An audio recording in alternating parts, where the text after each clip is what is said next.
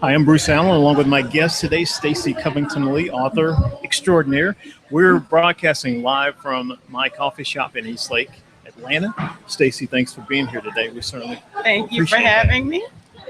Having fun so far? I am. The basil lemonade is amazing. It's off So the chain. I am. Yes, I'm Yes. loving it. Yeah.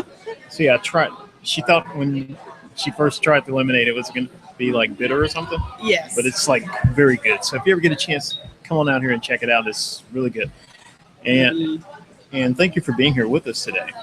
It is my pleasure. You know, SRN, you guys do so many great, amazing events in the community, and I'm always so glad to be a part of it. Absolutely. And Stacey, you've been a guest on our show, your time on the Survival Radio Network on Wednesdays at 8:30, and it's always a great time when we have you there. So it's good to be here in person with you and actually just be able to talk about what's going on with you. Indeed, I love you and Paul. It's the best radio show ever. Ever? Ever. You heard that, huh? Especially when Paula's not there. I'm not going to even get into that. Absolutely. But Stacey, you're a great author. You've got several books that you've done. Thank you. The Knife in My Back. The Knife in My Back 2. Bitter Taste of Love. This one. And then you've also got Hate the Way He Loves Me. Yes. And you've got a few more that are coming out. I have a few more that are coming out. The next one that's coming out is Awake to Death, and it is due out late summer this year. So I'm really excited about that one. Okay. Now, the great thing, when you're on our show, I always read excerpts from your book. Yes. And I love doing that. But let's tell our audience, can you tell our audience what your book series are a little bit about, kind of for ones who aren't familiar with that? Absolutely. The first two books, my series, The Knife in My Back, it is a two-part series, and it's a two-part series about friendship and betrayal. You've got, unfortunately, it's something that we as women, most of us have experienced at one time or another. Horrible But men. hey, I know a few men that have experienced it too, you know. Absolutely. It is the story of two friends. You have Tamika Williams and Brooke Mansfield. Tamika is the girl that grew up, you know, on the rough side of city, wrong side of the track, so to speak. And you have Brooke, who's had this charmed life. And Tamika is a very envious woman. She wants everything that her friend has, even though she is very intelligent and very capable. She prefers to have what her friend has. And instead of earning it, she figures, why not just take hers? So she goes about, she uses Brooke's kindness against her, and she goes about methodically trying to take over Brooke's life, take everything that Brooke has. But when she goes too far and takes that one thing that means the most, and I always say this, it's not a man. Women have so many more issues other than a man. Right. But when she goes too far and takes that one thing, Brooke has to pay her back. And she gets her revenge in a very unexpected way. And it has lifelong repercussions for Tamika. Don't give up too much of the book. Oh, no. Oh, absolutely not. And book 2 of The Knife in My Back actually picks up with Tamika trying to rebuild her life. Right. And she's faced with the opportunity to either move forward and change her way of thinking, change her life, you know, become a better person, or she can fall back into her old bad habits. And so it's a decision that she has to make, and it's a very entertaining book. All of them are. And the third book, Yes. Bitter Taste of Love. This book, let me ask you, Bruce, have you ever seen a couple and you said, wow, they look like the perfect couple? I heard that earlier today, so yeah. Yes. Well, this gives you a glimpse into the marriage of what people perceive to be the perfect couple. Oh, this looks like the perfect family unit. And it's the mother, the husband, you know, the two kids, mother, the father, two kids. But behind closed doors, the husband That's when is the trouble comes out. That's when the trouble comes out. The husband is a philanderer. He's verbally abusive. The wife, she decides to just seek a little happiness for herself outside of her marriage. And when she does, all hell breaks loose. Wow. Yeah, I want to sit here and read it now because you know how it is when I get to reading your books on the air. I always like to read a little. I love when you read the excerpts. I do. We met at Mingles and didn't mince words. I came around and asked her if she was involved with Andrew. You're going to have to buy the book if you want to hear any more. There you go. I'm not going to give any more of that up. Stacey, how did you get started in writing? Funny story. When I was 12 years old, I read a book by Judy Blume called Are You There, God? It's Me, Margaret. Old school. Really, if you know that book, that means you're old school like me. So I read that book and I thought, I can do this. I can do this. And I told at 12, and I told my dad, I want to write a book. He said, baby, if you write the book, I'll get it published. And 12-year-old girl, I wrote a short story, handwritten, longhand, because, we didn't have computers and I didn't have a typewriter, about 160 pages or so, handwritten, my first book. You were dedicated. Hey, he said he was going to get it published. And he patted me on the back and he told me he was proud of me, but he didn't get it published. But that just kind of started. So I credit Judy Blume. It just really started my love for literature, for writing. And fast forward years later, me and a very dear friend of mine, we were co-workers, and we were thinking, we need to do something.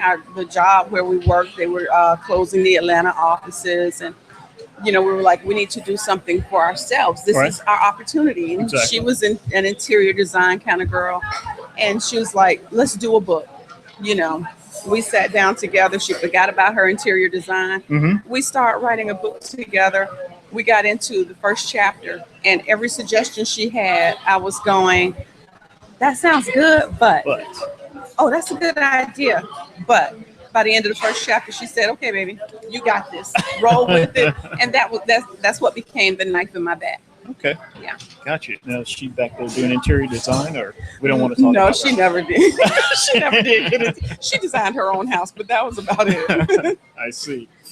That's excellent. And the point that you mentioned as far as the office closing and then doing something different following this. And on our show, Your Time, we talk a lot about passion, following your passion.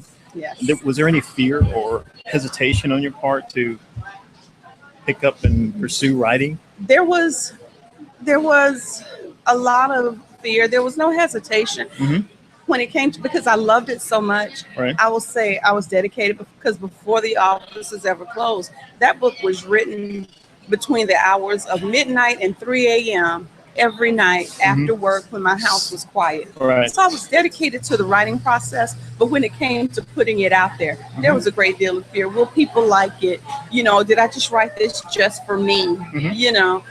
And when I initially finished it, just for my own gratification, I self-published, just to get it out there. And I had a little book party at my house, and my friends came, and my mom elbowed, as I was sitting there, my mom elbowed me. I thought maybe a couple of friends would buy it. I was really just having a party, My mom elbows me, and I look up. When I look up, she points, and my friends, my husband's friends, they have literally formed a line from my table through my living room down through my dining room, standing in line for me to sign their book. And I started crying, Nice. And I was like, so is this what it's like?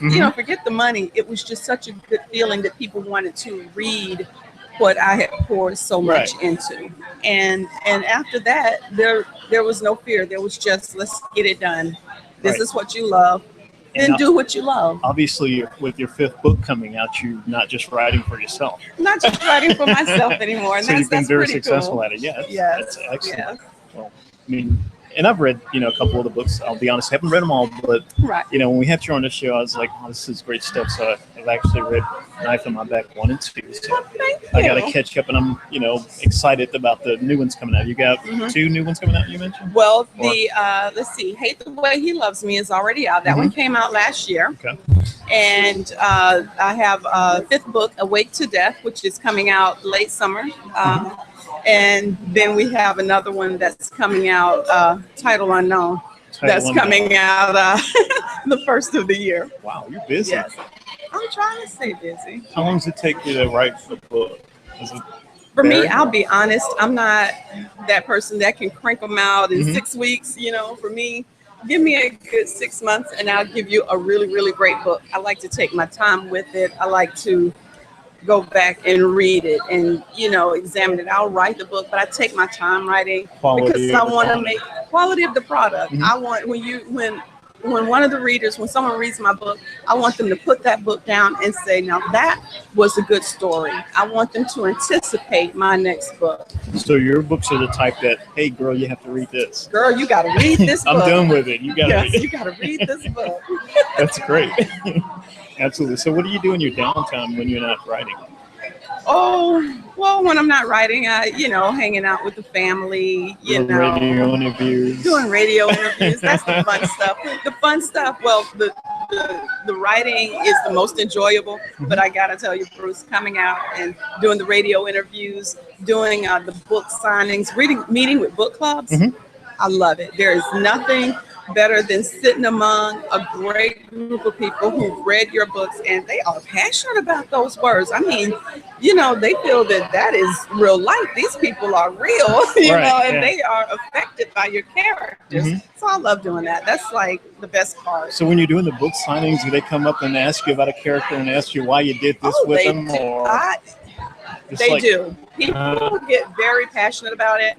And even on social media, I literally had this one guy that read Bitter Taste of Love, and he was like, that was a great book, but why did you make this character? I mean, he was going back and forth. I was like, it's a book. It's a book, baby. It's not real life. It's not real. So, but I love that, Imagine you have some great stories that you can tell. You have no idea.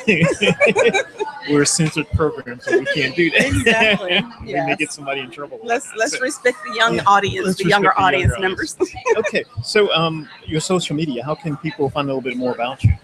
I invite people to visit my website at www.staceycovingtonlee.com. You can read excerpts from all of my novels. There's contact information for me there as well. You can follow me on Twitter at, what is my Twitter? Covington-Lee on Twitter. Instagram is SCovington-Lee. My Facebook is Stacey Covington-Lee. So everything is just my name. Yeah, social media, and I love it that you're on all the platforms. Oh, yeah. Can you just convey to our audience how important that is? If you're going to do something like write books, how important social media is to that aspect? Yes, in this day and age, social media is an author's lifeline. It is a way to connect with your audience. It is a way to connect with book clubs, with new readers.